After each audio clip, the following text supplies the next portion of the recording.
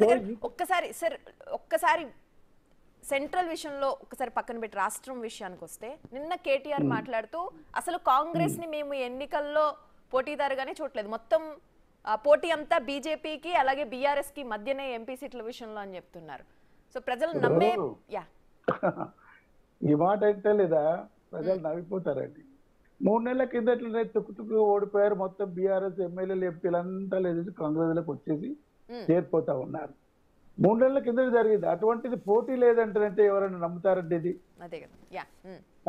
ప్రతి ఊహాజనితమైన కామెంట్స్ ఇవి. అందులో కేసీఆర్ గారు అంటే ఒక సీనియర్ నాయకుడు, రాజకీయాల్లో అనుభవం క్షుణ్ణంగా ఫలితాలు తెలిసిన వ్యక్తి. నేను ఇందాక చెప్పా, 2 సార్లు ఒకసారి ఇచ్చారు బీఆర్ఎస్ కి, రెండోసారి ఇచ్చారు పర్ఫార్మ్ చేస్తారని చెప్పి. ఫస్ట్ టైం సెటిల్మెంట్ కి, రెండోసారి పర్ఫార్మెన్స్ అంటే పర్ఫార్మెన్స్ లెవెల్ వచ్చినప్పుడు యూత్లు అన్ని ఎస్సీ ఎస్టీ బీసీలు కానీ దళిత బంధువులు లాంటి ఈ బంధువులు అన్ని ఫెయిల్ అయ్యాయి టోటల్లీ. ఒక ఊర్లో 500 మంది దళిత ఎలిజిబిలిటీ ఉంటే ఒక్కరికి ఇస్తారంటే అది ఏం మెసేజ్ అవుతుందండి? ఇటువంటి సూక్ష్మాన్ని కూడా గ్రహించకుండా లేదా? కేవలం ఒకరు దళిత బంధు ఇస్తే మొత్తం దళితులు అంతా బాగా అయిపోతారా?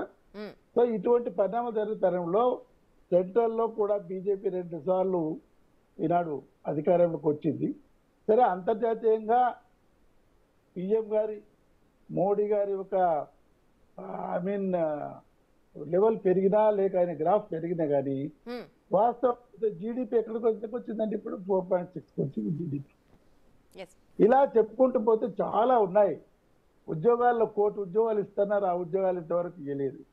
తర్వాత వివిధ పారిశ్రామికలన్నీ మూసిపోతున్నాయి. పరిశ్రమలన్నీ లేదు. ఎంఎస్సి పర్టికులర్ ఎంఎస్సి సెక్టర్ లో దాదాపు లేదా అంత క్లోజ్ అవుతాం.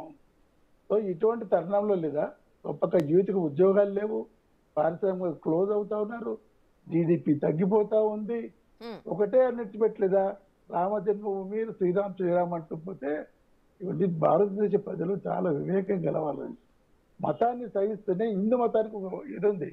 సకల మతాలను లేదా గౌరవించే ఒక తత్వం హిందూ మతంలో ఉంది. కానీ ఇక్కడ రివర్స్ జరుగుతుంది. దానికి ఈ బీజేపీ వచ్చిన తర్వాత ఒకటే హిందూ మతం అని దాన్ని చొప్పించాలి బలవంత అంటే అందులో బీజేపీకి దళితులంతా లేదా అనుకుంటారు 60-70% వ్యతిరేకంగా ఉంటుంది. ఎందుకంటే వీళ్ళ యొక్క ఛాందసవాదం, ఎన్ని మర్డర్స్, ఎన్ని మానభంగాలు ఇవన్నీ చూస్తూనే ఉన్నాం కదండి. మంత్రులే కుక్కలు నక్కలు అని చెప్పేసి దళితులు సంబోధిస్తా ఉంటే దళితులు ఓట్ బ్యాంక్ వస్తే 25% ఓట్ బ్యాంక్ ఉన్న ఈ దేశంలో ఇటువంటి వర్గాలు మైనారిటీస్ ఉన్నారు. వాళ్ళు లేదా అసలు బీజేపీని నమ్మరు. పూర్తి